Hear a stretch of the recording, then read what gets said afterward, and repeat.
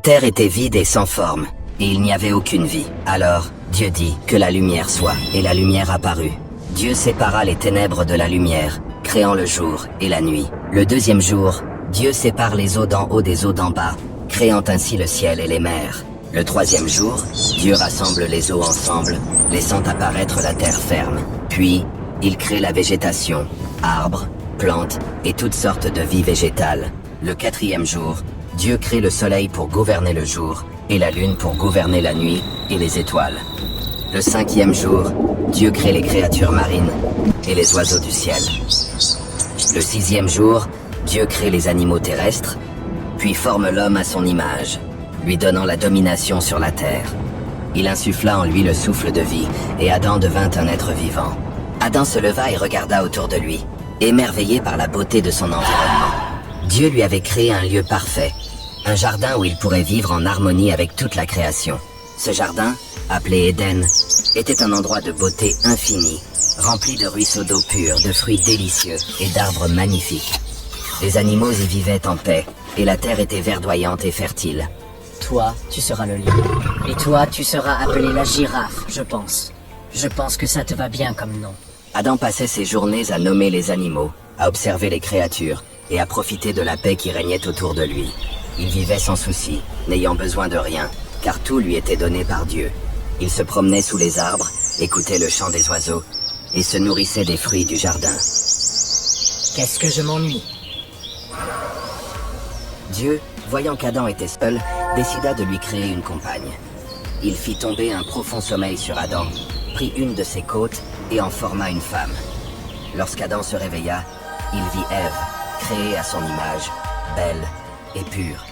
Voici enfin quelqu'un qui est semblable à moi, une compagne pour marcher à mes côtés. Je suis venu pour être à tes côtés, pour vivre avec toi dans Adam ce et Ève jardin. vécurent dans le jardin, vivant en parfaite harmonie avec la nature et les animaux. Ils n'avaient aucune inquiétude, car Dieu leur avait donné toute la terre en héritage. Ils se nourrissaient des fruits du jardin, marchaient ensemble le long des ruisseaux, et passaient du temps à contempler la beauté d'Éden. Ceci, c'est la mangue. Tu vas beaucoup l'aimer. C'est l'une de mes préférées. Ici, tu peux voir les 4 grandes rivières de l'Éden. Waouh, c'est magnifique. Le jardin est notre maison, et Dieu nous a tout donné. Nous devons veiller sur ce lieu. Regarde, ils sont beaux ces poissons, n'est-ce pas? Est-ce que ça te dirait d'en voir d'autres de plus près?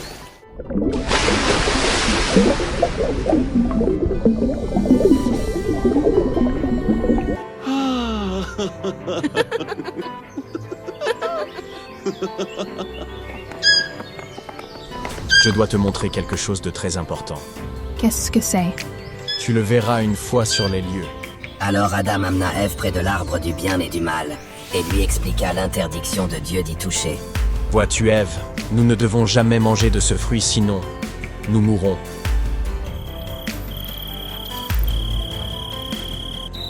Un jour, pendant que Ève se promenait près de l'arbre du bien et du mal, celui que Dieu leur avait interdit de manger, un serpent rusé, l'ennemi de l'homme, s'approcha d'elle.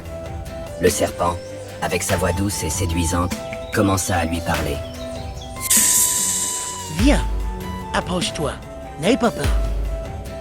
Ève, hésitante, s'approcha tout doucement du serpent.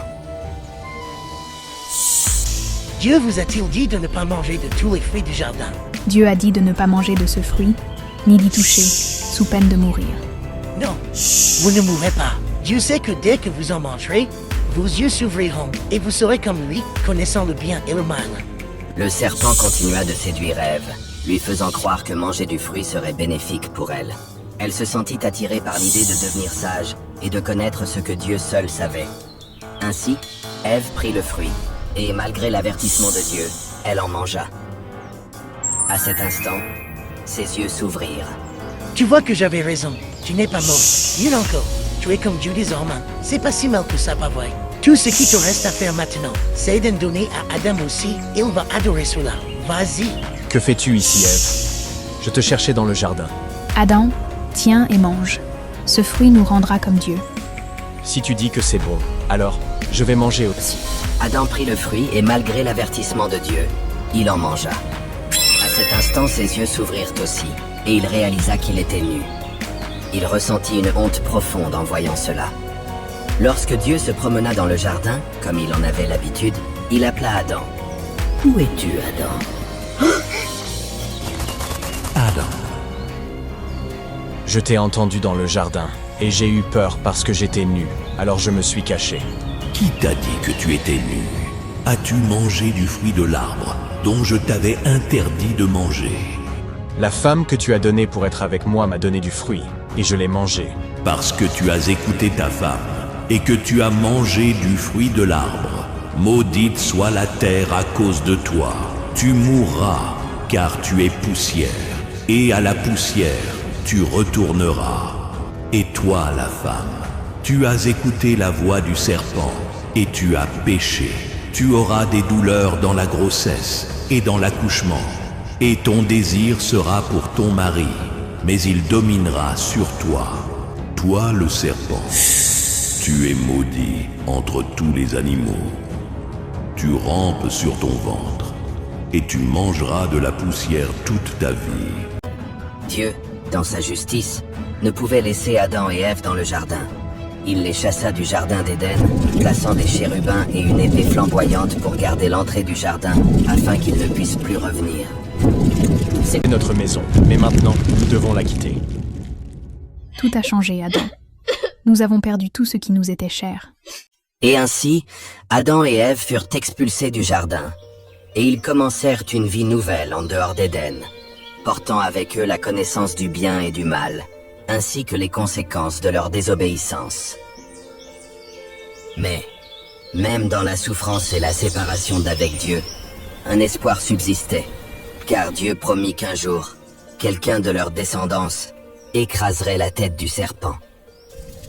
Adam et Ève vécurent pendant très longtemps et eurent plusieurs enfants pendant les années qui ont suivi. Leur premier enfant était Caïn et Abel. Mais avec le temps, ils eurent d'autres enfants, et au fil des siècles, toute la terre a été peuplée des hommes et des femmes, tous des descendants de Adam et Ève.